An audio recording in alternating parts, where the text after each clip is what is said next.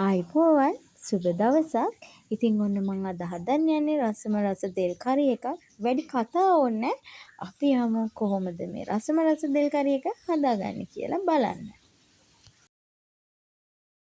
සෝදලා පිරිසිදු කරගත්තු දෙල් එක මම මේ විදිහට භාජනයකට දාගන්නවා. ඊට පස්සේ ඒකට පොල් කිරි එකතු කරගන්නවා. මම මේ වෙලාවේදී එකතු කරගන්නේ දිය කිරි. ඉතින් ඔයගොල්ලන්ට ඕන නම් වතුර උනත් එකතු කරගෙන මේක තඹ ගන්න පුළුවන්. ඊට පස්සේ මම මේකට කහ කුඩු එකතු කරගන්නවා. ඒ වගේම අමු තුන පහ, ඒ වගේම මිරිස් කුඩු. ඉතින් මේ ප්‍රමාණයන් ඕගොල්ලෝ ගන්න දෙල් ප්‍රමාණයත් එක්ක අඩු වැඩි විදිහට දාගන්න පුළුවන්. දැන් මම මේකට ලුණුත් එකතු කරගන්නවා. ඊට පස්සේ කපාගත්තු ලොකු ලුණු ගෙඩියක්, ඒ වගේම කරපිංචා, රම්පේ සහ ඕගොල්ලන්ට මෙතනදී මිරිස් හරි කොච්චි හරි එකතු කරගන්න පුළුවන්. මම මෙතනදී නයි කොච්චි එකතු කරගන්නේ. ඊට පස්සේ මේ ටික හොඳට මම අතින් හොඳට අපි කලවම් කරගෙන ලිපේ තියාගන්න ඕනේ. මම දැන් මේ ටික වහලා ලිපේ තියාගන්නවා. දෙල් ටික හොඳට තැම්බෙනකන් සහ දිය කිරි ටික හිඳෙනකන්. ඉතින් දැන් මේ විනාඩි 15කට පස්සේ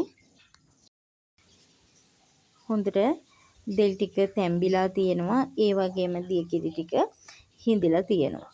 දැන් අපි මේකට එකතු කරගන්නවා උකු පොල් කිරි.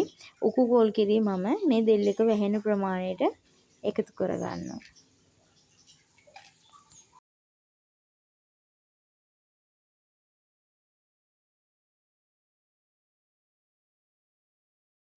දැන් මේ පොල් කිරි ටික එකතු කරගෙන ඕගොල්ලන්ට පුළුවන් කැමති නම් තව ටිකක් හොඳට තැම්බෙන්න මේක වහලා තියන්න.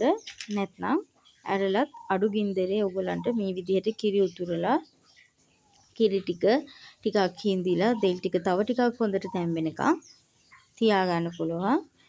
ඉතින් දැන් මේ දෙල් ටික හොඳට තැම්බිලා තියෙන්නේ. දෙල් කෑලි හොඳට පොඩි වෙන තරමට. දැන් මම මේ වෙලාවේදී ලිප ඕෆ් කරගන්නවා. ඕෆ් කරගෙන ඉවර වෙලා දෙල් එක ලිපෙන් බා ගන්නවා.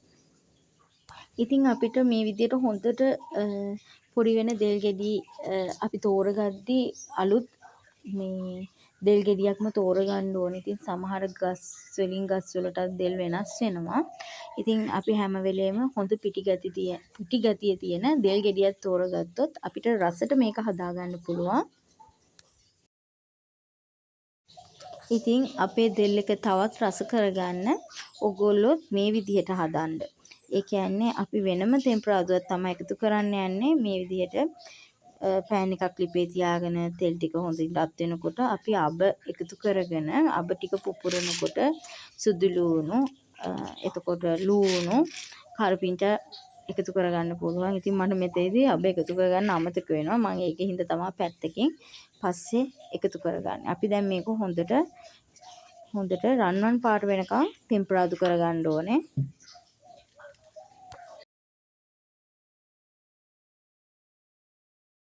මේ ගානට ලුණු ටික බැදිලා එනකොට සුදු ලුණු ටික හොඳට බැදිලා එනකොට මම මේකට කෑලි මිරිස් මේස හැන්දක් එකතු කරගන්නවා. ඉතින් ඕගොල්ලන්ට පුළුවන් කෑලි මිරිස් නැතුව ඕනේ නම් වේලිච්ච මිරිසුත් එකතු කරගන්න. ඒ එකතු කරගත්තී අර ලුණු සුදු ලුණු එකතු කරගන්න වෙලාවටම එකතු කරගන්න පුළුවන්. දැන් ඔයගොල්ලන්ට පේනවා ඇති මේක හොඳට රන්වන් පාට වෙන්න බැදිලා තියෙන්නේ. මම දැන් ලිප ඕෆ් කරගෙන මේක අපි හදාගත්තු දෙල් එකට මේ විදිහට එකතු කරගන්නවා. ඔන්න මම මගේ රසම රස දෙල් කරිය හදාගෙන ඉවරයි. ඉතින් ඔයගොල්ලොත් හදලා බලලා මට කමෙන්ට් කරන්න අමතක කරන්න එපා. ඉතින් තවත් මගේ වීඩියෝ බලන්න මගේ channel එකත් එක්ක එකතු වෙලා ඉන්න. ඉතින් ඔයගොල්ලෝ හැමෝටම සුබ දවසක්.